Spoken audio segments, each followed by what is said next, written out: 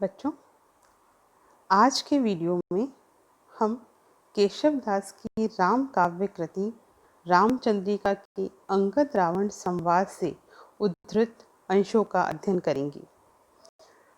राम भक्ति के साथ ही साथ यह काव्य केशव की संवाद योजना की सफलता का भी अनूठा उदाहरण है, जिसमें उपदेशात्मकता भी है। अंगद रावण संवाद चल रहा है। आज हम 11वें पद का अध्ययन करेंगे।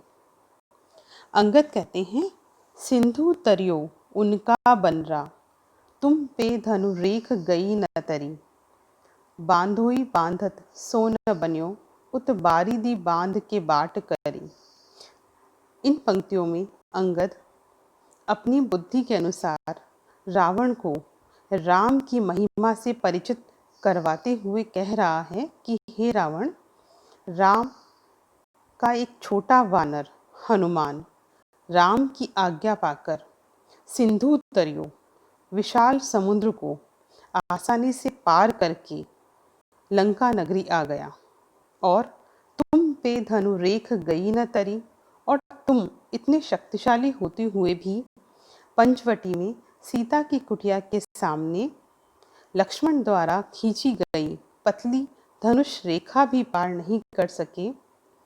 राम की आज्ञा पर बांधोई बांधत सो न बन्यो, उत बारीदी बांधी के बाट करी।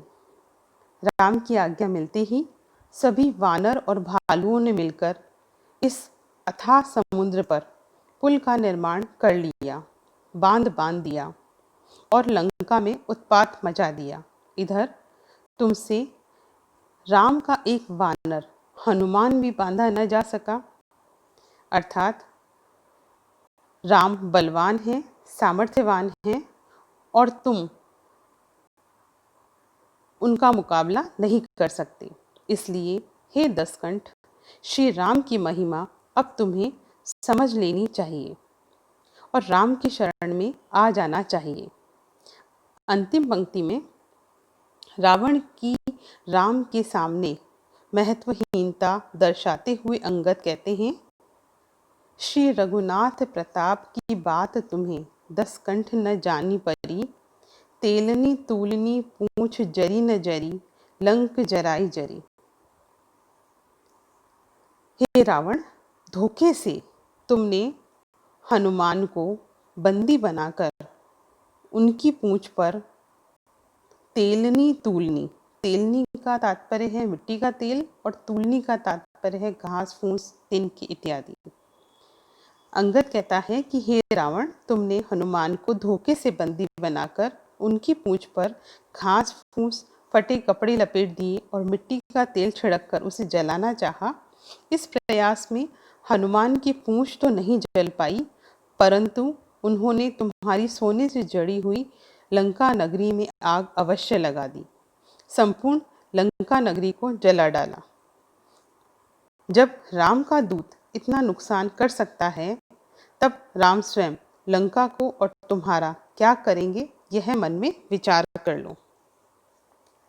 अंगद की बात को सुनकर रावण कहता है, नील सुखेन हनु उनके, नल और सबे कपिपुंज तिहारे, आठों आठ दिशा बलि दे, अपनों पदुले पितुजाल लगी मारे।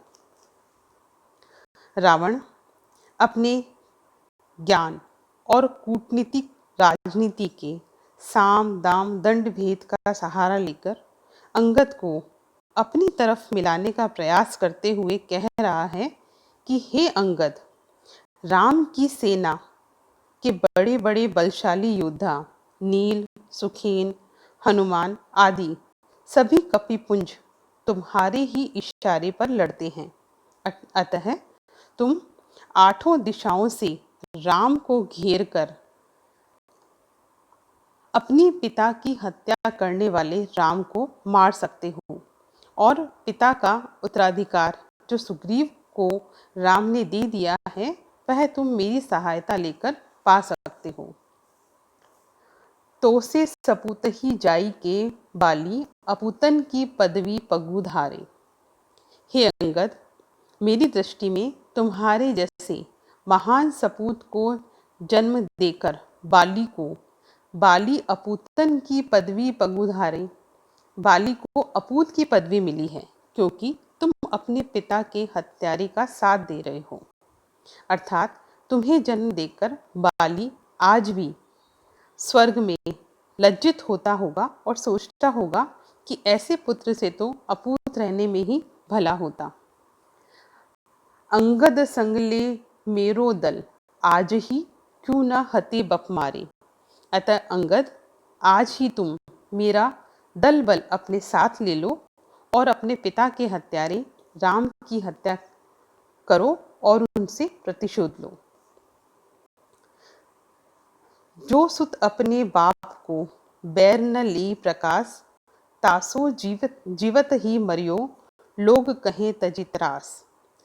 रावण आगे की पंक्तियों में भी भेद नीति का सहारा लेकर अंगद को राम के विरुद्ध उकसाता हुआ कह रहा है कि हे अंगद, इस संसार में लोग ऐसा कहते हैं कि जो सुत अपने बाप को बैर न ले प्रकाशा, कि जो पुत्र अपने पिता के दुश्मन से प्रतिशोध नहीं ले वह जीते जी मर जाता है या उसे मरा हुआ समझा जाता है। तासो जीवत ही मरियो, लोग कहें तजी त्रास, और लोग बिना किसी भय के त्रास रहित होकर ऐसे अपूत पुत्र की आलोचना करते हैं और उसे क्षमा भी नहीं करते। अतः तुम अपने पिता के हत्यारे राम से आज ही प्रतिशोध लो तो तुम्हारा जीना सार्थक है, अन्यथा तुम मृतक के समान माने जाओगे।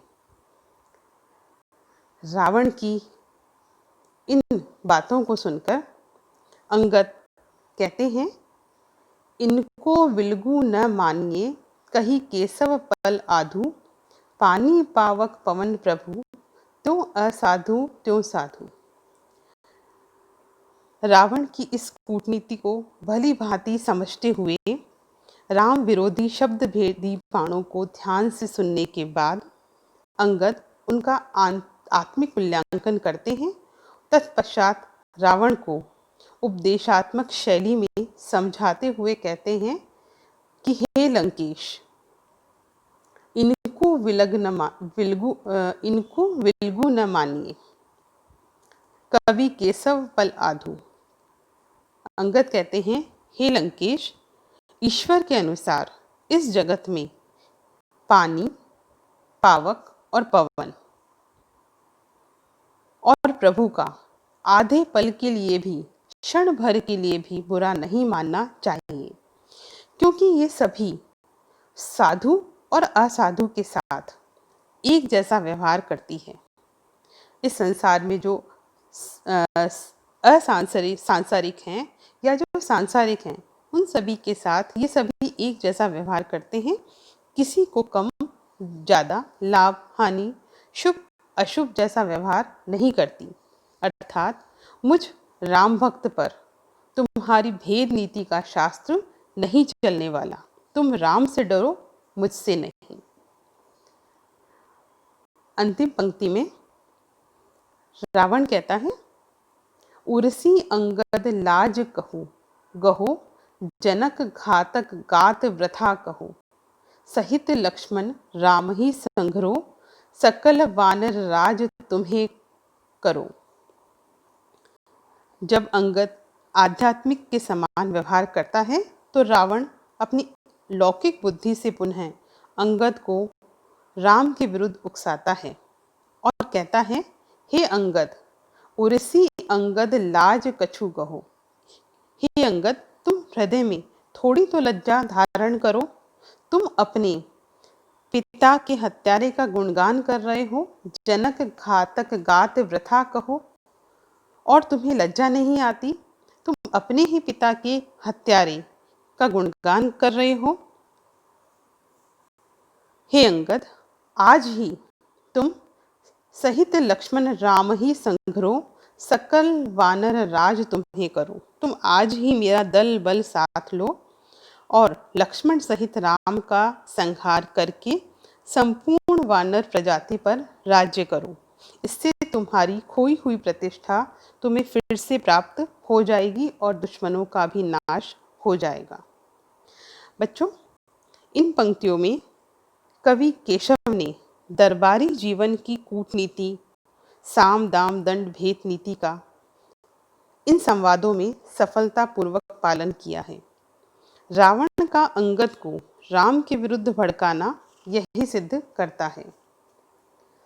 अंगद की राम में असीम निष्ठा केशवदास की राम भक्ति की निष्ठा की प्रतीक है। प्राकृतिक वस्तुओं, पानी, पावक, पवन, प्रभु, जो असाधु तो त्यों साधु वाली उक्ति सार्थक प्रतीत होती है। लोकोक्ति एवं उदाहरण के साथ अनुप्रास अलंकार का प्रयोग इन पंक्तियों में हुआ है।